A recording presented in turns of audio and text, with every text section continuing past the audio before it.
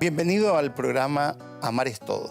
Estamos en la serie Amores Saludables, tratando temas un poco difíciles de tratar, algunos un tanto duros, algunos probablemente al ver algunos temáticas saldrán arrancando, pero es importantísimo que algunos de estos temas sean tratados, porque de no ser tratados terminamos odiándolos, dejándolos a un lado. Y el tema de hoy es un poco duro. ¿Qué resguardos debería tomar una persona que está viviendo violencia en su casa o en su relación, en su vínculo, y decide alejarse de la persona que lo está dañando? Mientras hacías la introducción, yo pensaba que muchas veces nos inmovilizamos por los miedos. Tenemos miedos a tantas cosas. Incluso tenemos miedo a vivir una vida más sana, más digna, más tranquila. Y por eso necesitamos algunas directrices para poder saber qué hacer en este caso cuando estamos bajo la violencia. Muy bien. Para ti, según tu opinión, ¿cuál sería la primera medida que deberíamos tomar si estamos viviendo en un círculo de violencia?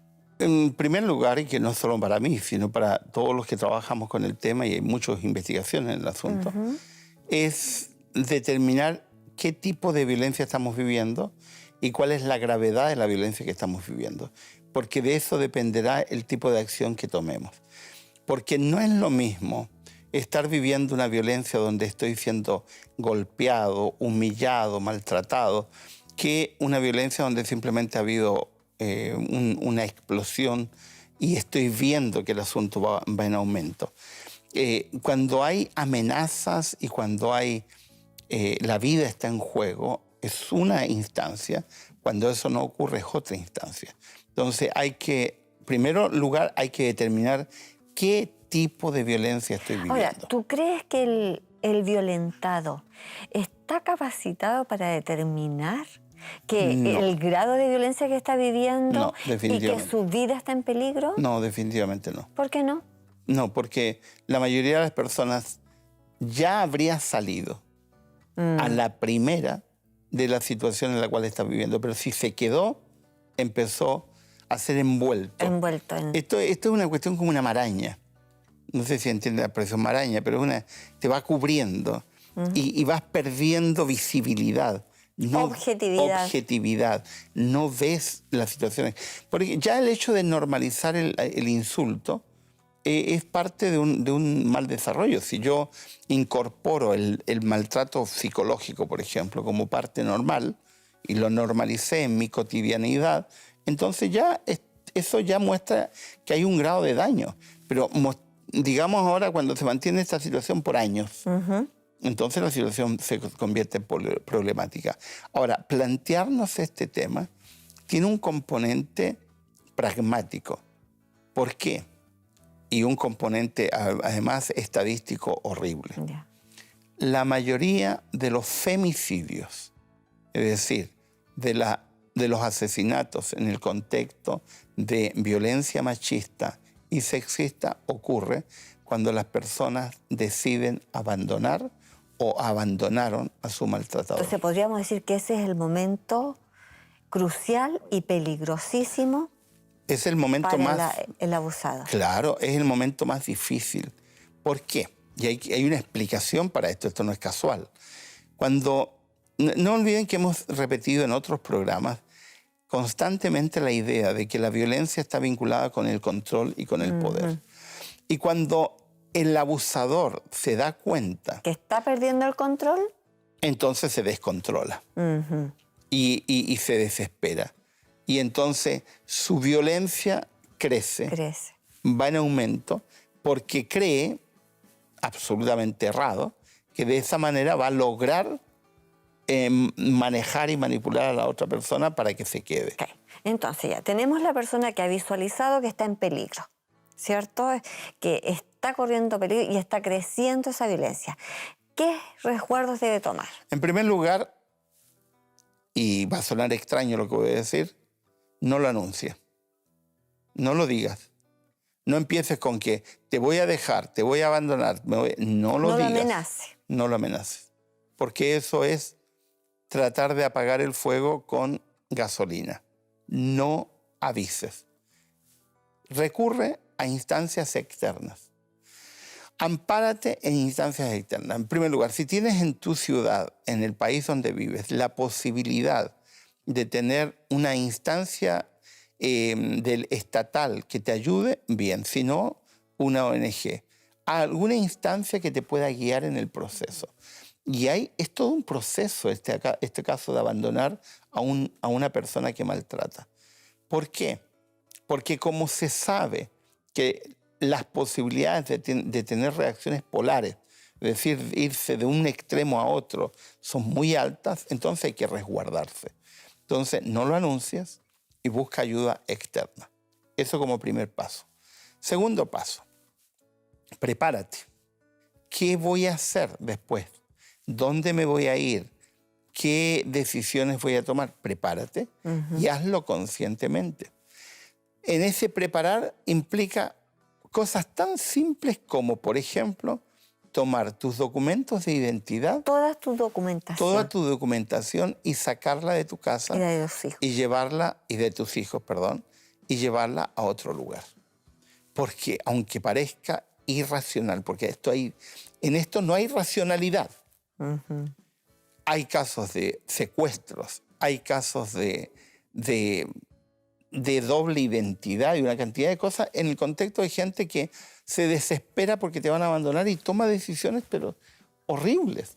Entonces, experiencia tenemos al respecto. sí, toma los documentos legales de tus hijos, los tuyos, y llévalos a otra parte, ponlos en resguardo. Si no confías en nadie, entonces busca un casillero que los hay, contrata un casillero, ya sea de un correo, que los hay, o de un banco, y si no puedes, eso, busca una amiga. alguna amiga, algún amigo, dale en un sobre cerrado, dile, guárdame esto, por favor, no lo abras, es algo personal, guárdamelo y punto. Exacto. Y no se lo entregues a nadie que no sea yo. Eso. Guarda dinero. Eso es un poco difícil para algunas personas, que sí. dicen que no tienen recursos y están muy limitadas. Sí, porque también el maltrato, cuando hay maltrato también hay control monetario. Pero busca la forma de guardar dinero. Puedes, por ejemplo, abrir una cuenta bancaria a tu nombre, solo, callado, en silencio, y pedir a tu familia o a alguien que te depositen dinero en esa cuenta, pero guarda dinero porque al salir necesitarás recursos. Y necesitas ampararse en un lugar que sea absolutamente desconocido del abusador. Sí, ¿Puede pero ser? con protección. Ahí entramos en el tema de las redes. Cuando las ONG trabajan para proteger, esto parece de película, Sí. pero yo quiero decirles que no es película. Es una realidad. Es una realidad constante. tan tétrica, tan difícil. Por ejemplo, voy a mencionar solo un caso.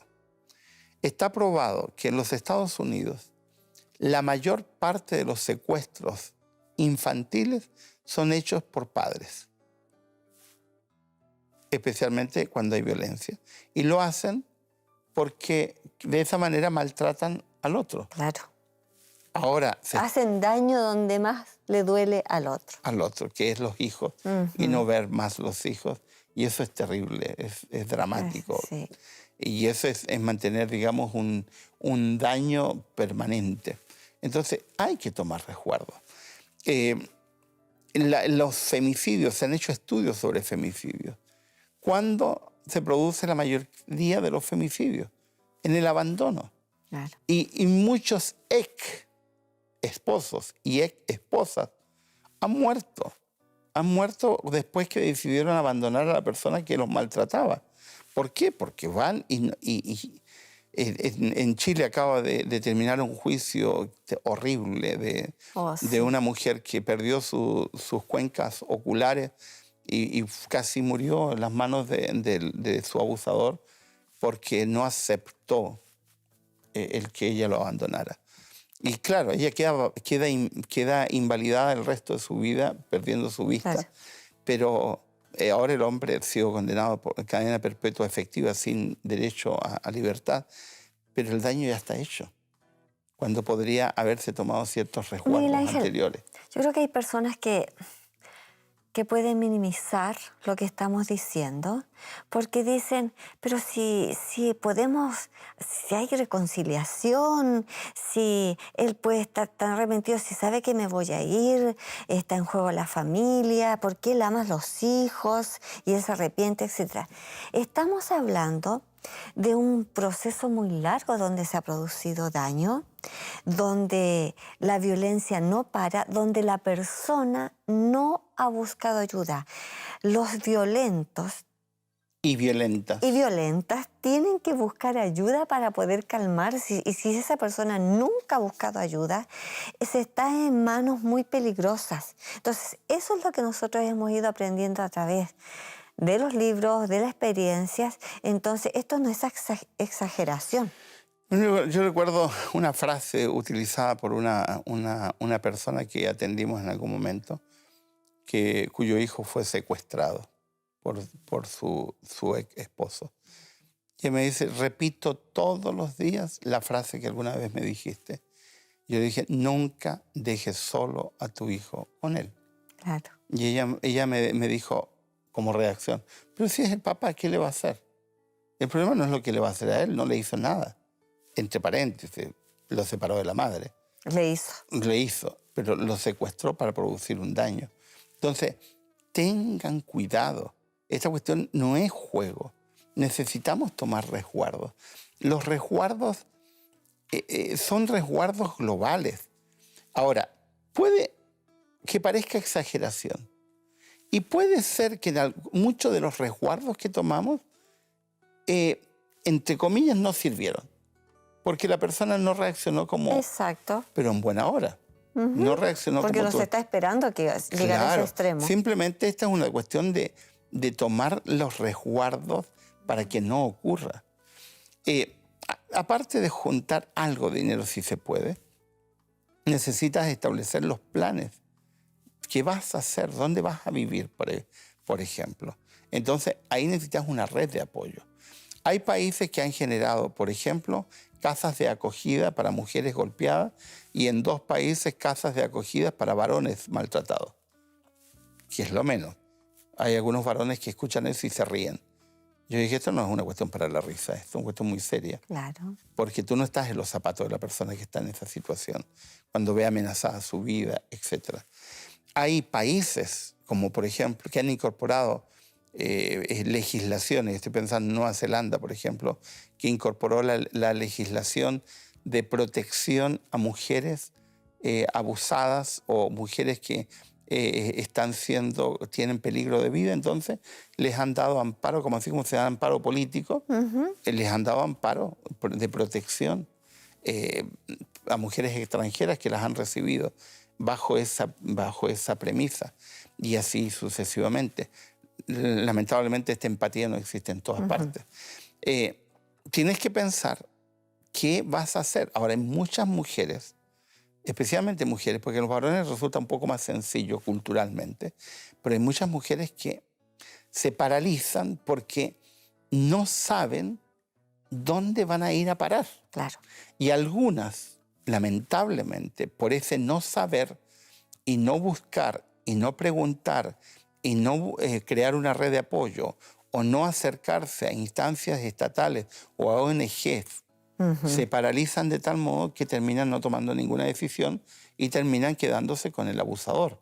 Exacto. Lo cual genera al final un mecanismo horrendo.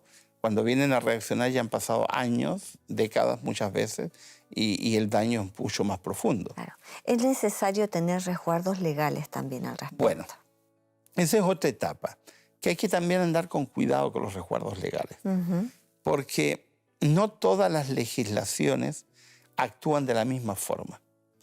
Entonces hay que enterarse de cómo funciona su país. Por eso que conviene acercarse a organizaciones que trabajan con mujeres golpeadas o con varones golpeados, que trabajan con personas abusadas. Por ejemplo, estoy pensando en un caso que nos tocó en alguna ocasión, en un país X.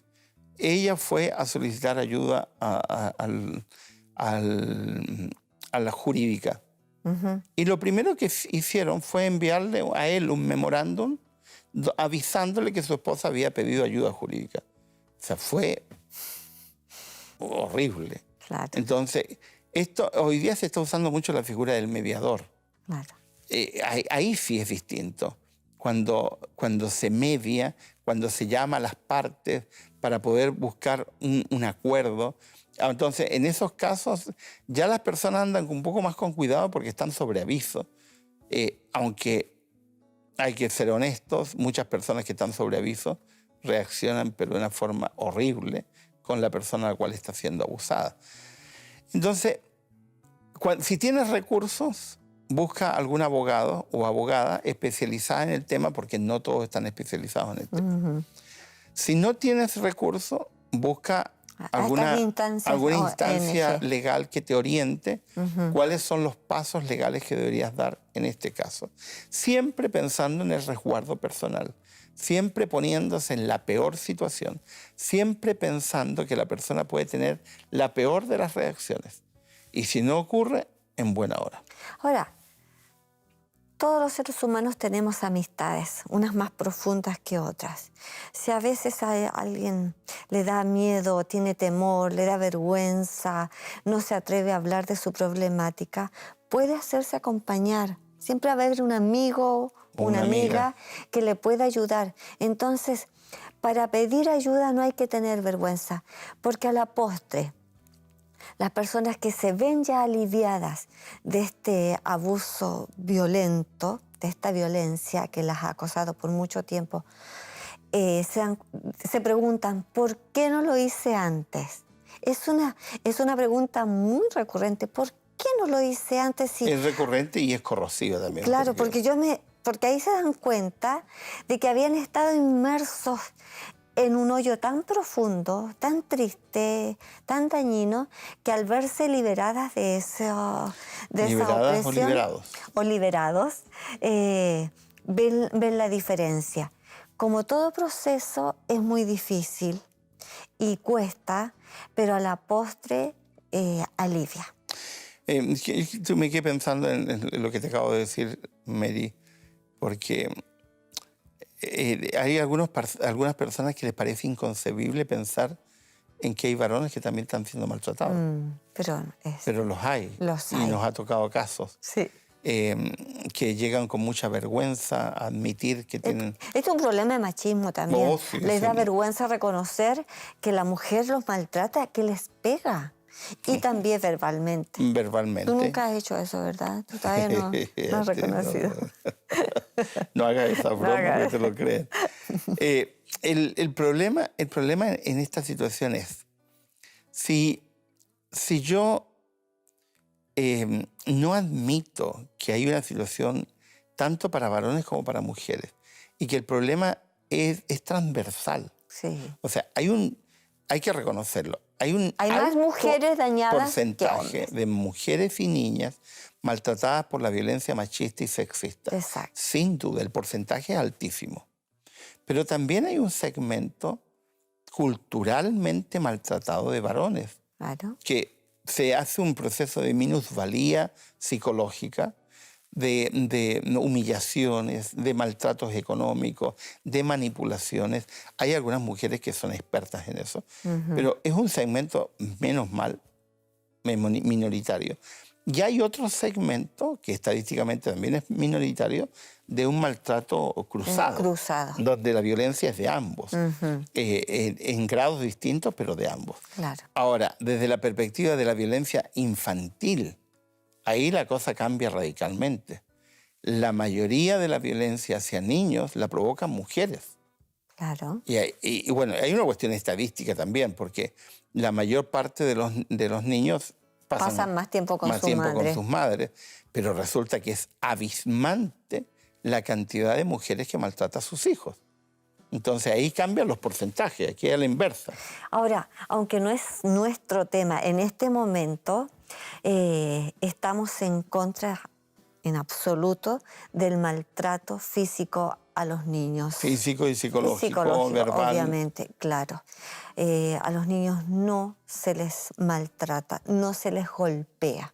Ese es el tema. Es un punto que no quería quedarme callada en ese aspecto, porque empieza una espiral también con respecto a ellos, y también formamos. Y sí, es pertinente mencionarlo. Ahora, volviendo al tema del resguardo, esto no es exageración, esto es autoprotección. Yo le digo a algunas mujeres y a algunos varones, por ejemplo, estoy pensando en un varón que se quedó con una mano adelante y otra atrás, porque literalmente la esposa le quitó todo. Todo. Aparte de maltratarlo, le quitó la dignidad. Le quitó todo. Le vació las cuentas bancarias, le vació la casa, perdió la casa porque él no se dio cuenta, firmó papeles que no tendría que haber firmado, digamos, de manera ignorante, y el hombre quedó sin nada. Claro, en algún aspecto él me decía cuando conversábamos, esto fue liberador porque tengo que comenzar de cero. No estamos hablando de un profesional que podía seguir gestando. Fue lo doloroso de haber sido maltratado durante tanto tiempo y que finalmente la mujer, cuando vio que él se iba a alejar, decidió. Esas historias no terminan bien porque esas personas que actúan así tarde o temprano reciben la consecuencia de haber obrado de esa manera. Claro. Pero hay que tomar resguardos. Tienes que protegerte. Y algunas personas, cuando yo les digo esto, me dicen, pero ¿cómo voy a proteger de alguien que ha sido mi compañero? Sí, pero cuando estás en un contexto de violencia, es esperable cualquier cosa. Tienes que esperar lo peor. Porque, por ejemplo, esa madre cuyo hijo fue raptado, secuestrado. Jamás se lo imaginó. Jamás se lo imaginó. Nunca. Menos en un contexto cristiano. Ni en sus peores pesadillas que el hijo iba a ser raptado. Nunca. Esa madre que el esposo, que tengo otro caso donde fue a la inversa, el esposo la dejó sin nada, absolutamente nada, haciendo trampa legal, utilizando las leyes. Entonces, hay que tener mucho cuidado. Los resguardos nunca están de más. Y aunque parezca exageración, la vida es un bien, es un valor que tiene que ser preservado. Y si tienes que exageradamente hacer algunas cosas con el propósito de salvaguardar tu vida y la integridad física y emocional de tus hijos, hay que hacerlo. Ahora, no hay que minimizar a la persona que está sufriendo violencia. Hay cosas que no debemos decirle a una persona que está sufriendo violencia, como por ejemplo, ¿qué haces tú que a lo mejor mereces que te maltraten? Por muchas equivocaciones que nosotros podamos cometer, nadie merece ser maltratado, ni físicamente, ni verbalmente, ni psicológicamente. Tenemos derecho a equivocarnos, todos nos equivocamos, pero no a ser maltratados. Entonces, no nos pongamos jueces de nadie, no juzgar a esa persona que ha sido maltratada, no minimizar lo que le pasa, especialmente si nosotros no lo hemos vivido. O otra frase que mucha gente utiliza, yo nunca lo permitiría. Un momentito. Tú no sabes cómo actuarías en una situación como esa. No tienes la más mínima idea.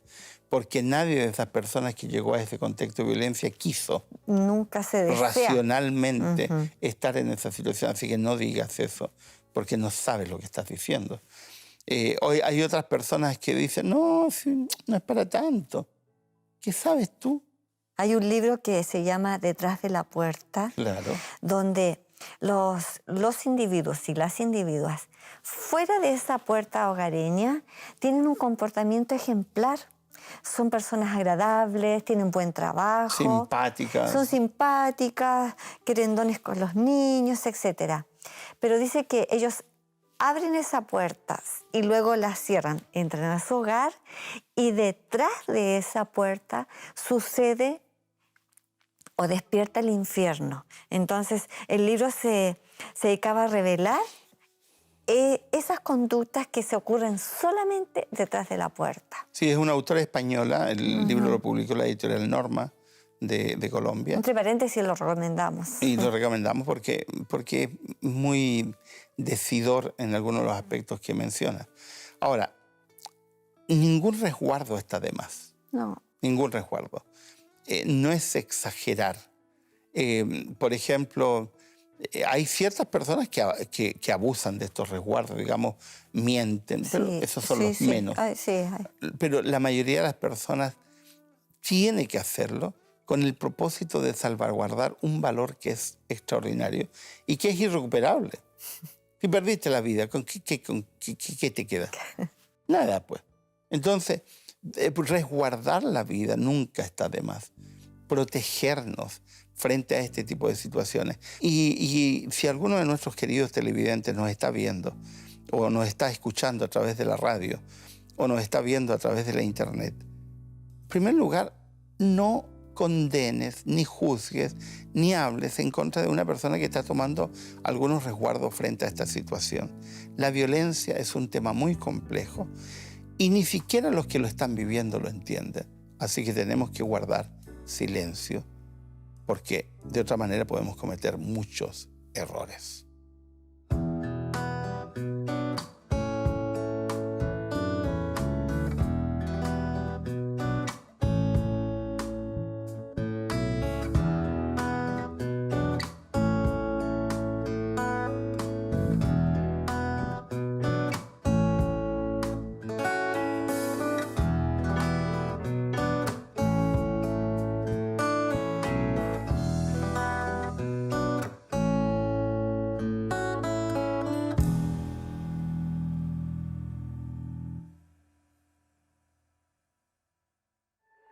¿Quieres realizar cursos gratuitos sobre salud, familia, temas espirituales y mucho más?